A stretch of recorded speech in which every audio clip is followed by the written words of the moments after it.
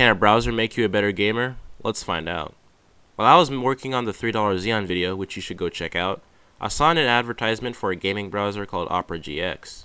If you don't know what Opera is, it's a web browser like Chrome, Safari, Firefox, and that other one. I've heard of Opera Beta and Mini, but not GX. Apparently, this is the first gaming browser that has some special features to help get the most out of your gaming and web browsing. You can control how much RAM and CPU the browser uses, which I think is genius, though I'd probably be more useful on Chrome, but still, this could be useful. There's Twitch integration, GX Corner, which is like for viewing game news and prices, browser sound effects, there's color options, and yes, my friends, RGB. There's more theming stuff, integration for various messengers, video pop-out for watching streams or YouTube while browsing the web, ad blocker and VPN, extensions which Opera definitely lacks, though I haven't really felt the need to use extensions on Opera.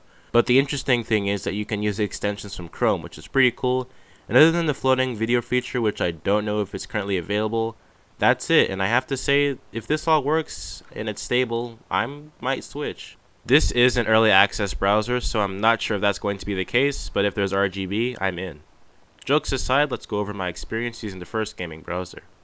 So when opening up the browser for the first time, I was greeted with the GX Corner, which showed some newer titles and some others that aren't very new, but to its credit, it's not classified by just new releases. Anyways, the UI is very similar to Opera, which I like. The elements of the UI are more aggressive and gamery, but honestly, I like what they did here. You can change the accent colors and the wallpaper just like any other Opera browser.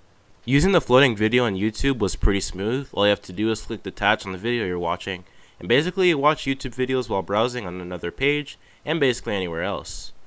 I really like this feature because I like following house tutorials from Minecraft.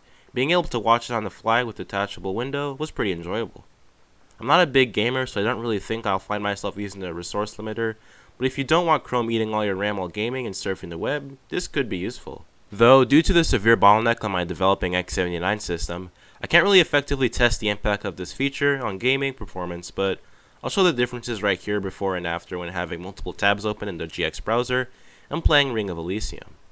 The bottlenecking isn't too bad as shown in the video I did with the Xeon, but it just depends on the game. Well, I don't think this browser will make you a better gamer, but if you stream or watch streams, the Twitch integration is a great feature for chatting. The floating window option is something I found useful. It's sort of like picture-in-picture on YouTube, but on Windows. But overall, this is actually a really cool browser, and I hope that it gets a stable version in the near future.